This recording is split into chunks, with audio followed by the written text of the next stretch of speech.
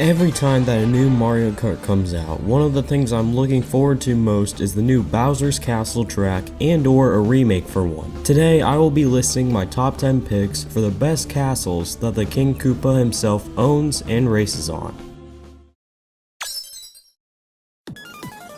Right off the bat, I'm going to say that unfortunately none of the Bowser's Castles from the SNES or Game Boy Advance will be making this list. However, for number 10 I have the DS remake of GBA Bowser's Castle 2 since it looks much better and more importantly controls better. Other than that though, there is not much vertical action in this level besides some ramps here and there, which makes this track kinda bland. At number 9 we have another GBA Bowser's Castle remake, which is Bowser's Castle 1 on the 3DS. This one is very similar to the previous track, however it looks better, sounds better, and plays better all around. I appreciate the fact that Nintendo tried their best to upgrade the track by making the thwomps more of a threat, adding a glider ramp, and making all of the jumps trickable. However, even with all these added features, it still isn't even close to the craziness of the other Bowser's Castles. For number 8, we have one of the most terrifying Bowser's Castles yet, the one from Mario Kart 64. The creepy atmosphere actually makes for a great race, with the Bowser statues that breathe fire, thwomps that chase you down, and ominous music in the background. We also can't forget about the spiral tower you have to drive up, and the jumps over lava that you have to make to finish this track. This track has the perfect atmosphere for a Bowser's Castle track.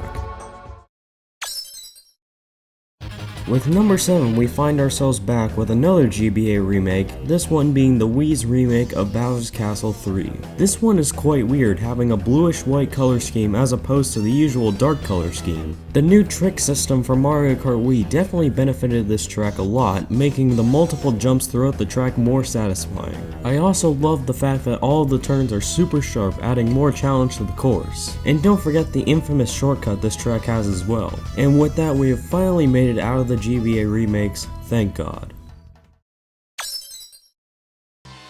At number 6, we have Mario Kart 7 version of Bowser's Castle. This track starts off with a satisfying glide into the castle, then you have to avoid some thwomps on the way to a spinning tube that leads to an underwater section. This underwater section features jumps and lava flowing through it, which doesn't make any sense, but I like it. The music also is very good with some double dash thrown in there to bring it together. With all of that said, let's continue to number 5.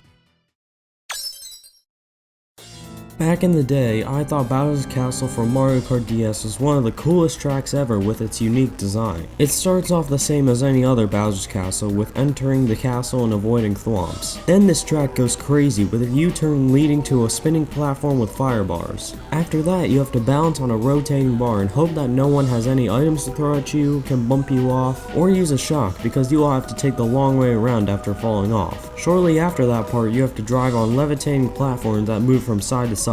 It's a really great track. At the number 4 spot, we see Mario Kart 64's Bowser's Castle again. This time it's the Wii version of the track. This version toned down the creepiness of the track a bit, which honestly makes it better. The bridge near the end is now more tricky and has lava geysers next to it to add some spice. The ending with the jumps can now be tricked off of, which was badly needed. The changes to this track were all positive and it is a really good remake.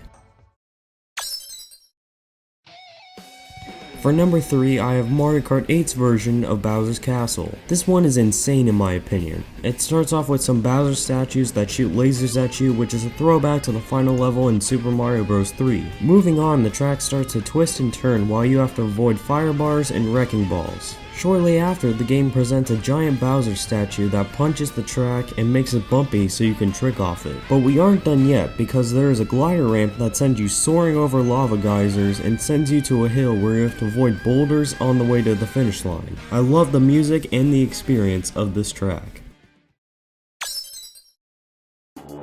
Sometimes I call Double Dash's Bowser's Castle the perfect Bowser's Castle because of the perfect use of obstacles and the elements that fit perfectly. After entering the castle, you have plenty of thwomps to avoid and many sharp turns. Next is the lava room with no guardrails and lava bubbles that pop out for more of a challenge. After a large jump, you go up a spiral staircase to a room with a massive spinning fire bar. Then you take some sharp turns and are faced with avoiding fireballs being shot from the robotic Bowser at the end of the road. Even with all this though, it's only at number 2, so let's see what number 1 is. A lot of y'all knew what number 1 would be before clicking on this video, but we have the Wii's version of Bowser's Castle at number 1. The track that starts with a massive jump leading to a twisting carpet to trick off of, followed by some thwomps to avoid on the corners of turns. After that, you jump into a room with half pipes and a massive robotic Bowser statue that shoots explosive fireballs, forcing you to use the half pipes, and that is my favorite section. But it doesn't stop there because there's more thwomps, lava, and a firebar to avoid. And to put the bow on this track, there are lava geysers that you have to trick on without hitting the lava that is spewing out of it. This used to be my favorite track of all time. What is your list? Let me know in the comments and I will see you in the next video. Have a good one.